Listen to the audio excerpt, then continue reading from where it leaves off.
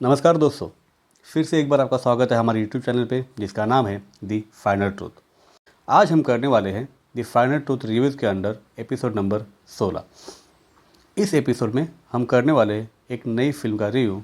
इस फिल्म का रिव्यू शुरू करने से पहले या कुछ भी बोलने से पहले मैं धन्यवाद देना चाहूँगा ZEE5 OTT प्लेटफॉर्म को। उसकी वजह क्या है? उसकी वजह है कि ऐसे मुद्दों पे फिल्में बहुत कम बनती है इंडिया में। पहले के समय में तो बनती ही नहीं थी। उसकी वजह थी थिएटर्स। भले निर्माता निर्देशक ऐसी फिल्में बनाना चाहते हो, लेकिन थिएटर मालिक वैसी फिल्में थिएटर में नहीं दिखाते थे, क्योंकि अगर आप देखेंगे तो थिएटर्स आज भी तथाकथित अपर कास्ट के हाथों में है और वो ऐसी फिल्में नहीं दिखाते थे। लेकिन आज के समय में ऐसा बिल्कुल नहीं है। फिल्में देखने के लिए आपको या हमें थिएटर की ज़रूरत नहीं है। हम OTT प्लेटफॉर्म्स पे फिल्में देख सकते हैं। ZEE5 का मैंने धन्यवाद इसलिए किया क्योंकि ZEE5 ने पहली बार ऐसी फिल्म अपने प्लेटफॉर्म पे दिखाई है। इससे पहले नेटफ्लिक्स या फिर अमेज़ॉन पे ऐसी फिल्में बहुत आई है। ZEE5 ने पहली बार दिखाया, उसके लिए उनका धन्यवाद। देखिए क्या होता है, ऐसी फिल्में बनाने में एक रिस्क हमेशा रहता है कि लोगों को पसंद आएगी या नहीं आएगी, और उसकी व्यूअरशिप बहुत लिमिटेड हो जाती है।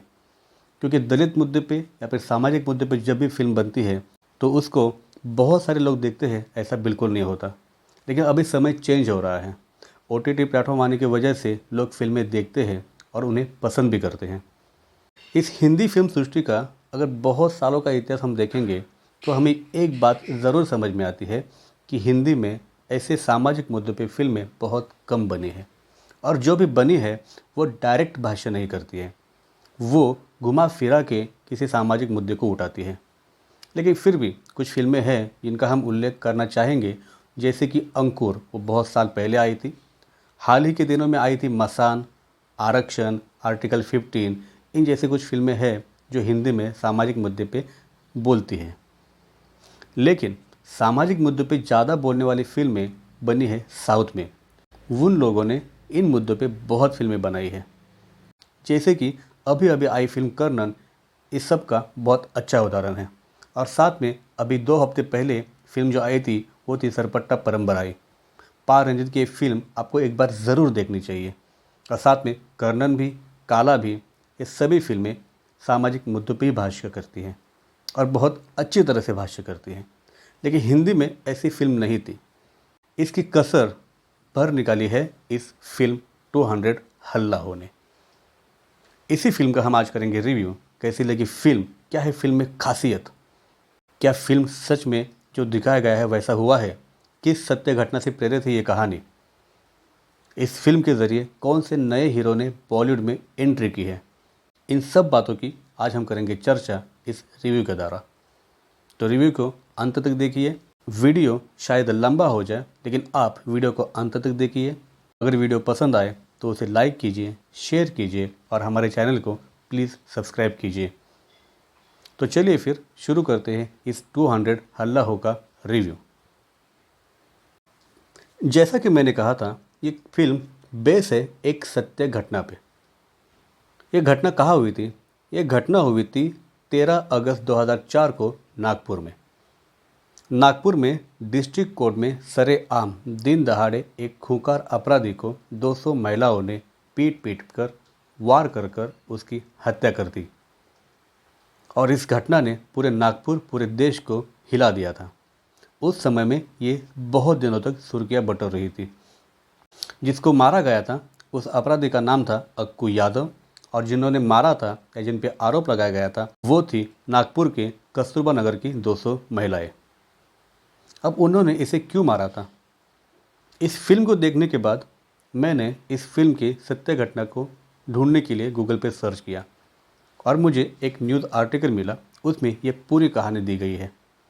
और शौक की बात तो ये है, आप देख के हैरान हो जाएंगे या आप पढ़ के हैरान हो जाएंगे कि जो रियल घटना मैंने पढ़ी न्यूज़पेपर की, उसी घटना को फिल्म में बखूबी से वैसे ही दिखाया गया है। सिनेमैटिक लिबर्टी के नाम पे कोई भी चेंजेस नहीं है और ये फिल्म बहुत ही बेहतरीन बनाई गई है। तो इस अक्कू यादव को महिलाओं ने क्यों मारा था? उसकी वजह है, अक्कू यादव इस पुलिस की नाकामी और वहाँ के लोकल लोक प्रतिनिधि का पाला हुआ कुत्ता था। और इनकी वजह से ही इस अक्कू यादव जैसे गुंडे को छोटे से बड़ा बना दिया था। 10 साल तक इसने उस कस्तूरबा नगर के एरिया में अपनी दहशत फैला रखी थी। छेड़छाड़, छोटे मोटे चोरी करने वाला ये अक्कू यादव पुलिस की मदद से उसका हाथ सर पे होने की वजह से आगे आगे उसकी हिम्मत बढ़ती गई और वो रेप और खून तक पहुंच गया था। फिर एक दिन इस सब महिलाओं ने सोचकर इसकी पुलिस कंप्लेंट की और फिर वहाँ के लोगों का गुस्सा देखते हुए पुलिस ने इस अक्कू यादव को हिरासत में लिया था।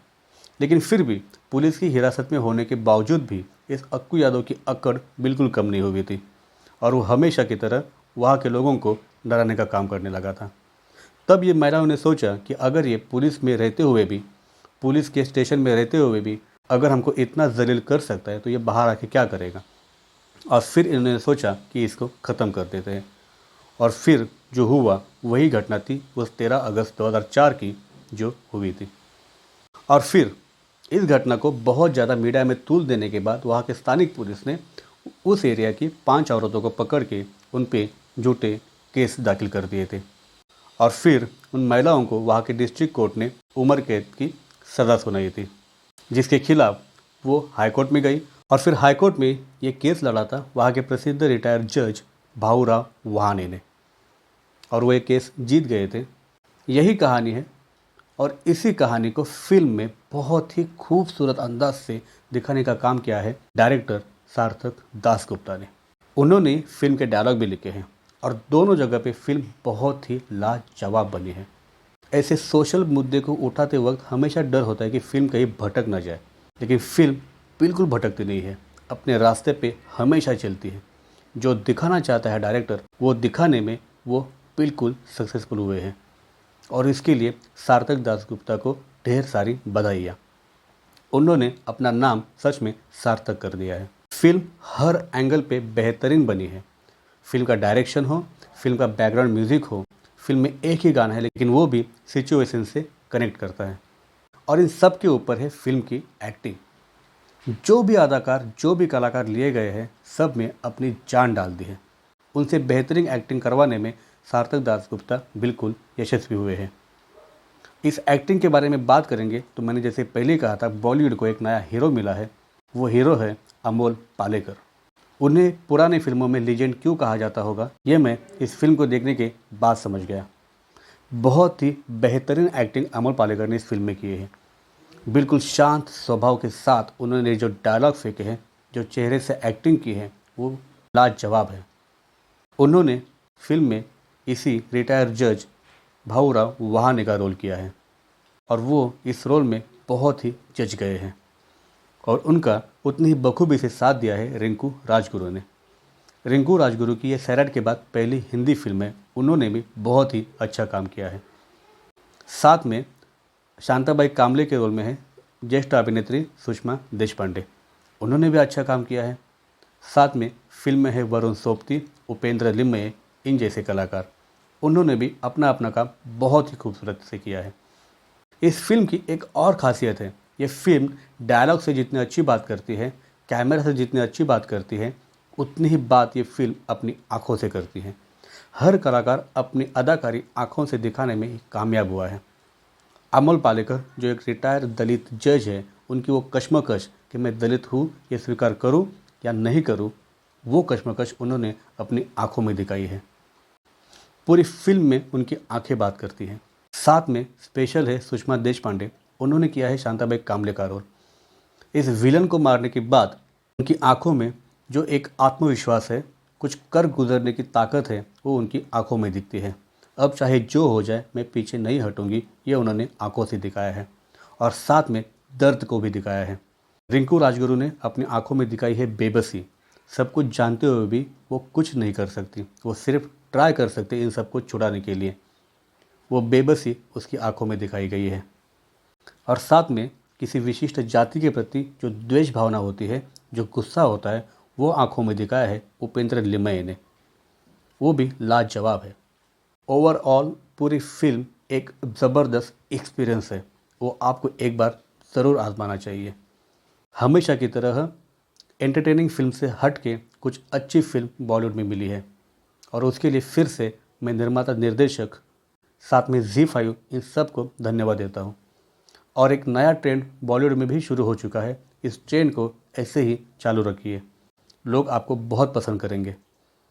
तो फिल्म देखनी है या नहीं? बिल्कुल देखनी चाहिए। लाजवाब डायरेक्शन, लाजवाब अदाकारी, बेहतरीन dialogues, camera work, background music और रियल स्टोरी से ना की गई छेड़छाड़, इन सब वजह से फिल्म एक बेहतरीन फिल्म बनी है। आपको एक बार ज़रूर देखनी चाहिए। तो फिर से एक बार सार्थक दासगुप्ता, उनकी पूरी टीम, सभी कलाकार, ZEE5 OTT प्लेटफॉर्म, इन सबको धन्यवाद देते हुए मैं ये रिव्यू यहीं पे ख़त्म कर रहा हूँ। इसी के साथ मुझे दीजिए इजाज़त। आप रहिए खुश और सुरक्षित। धन्यवाद।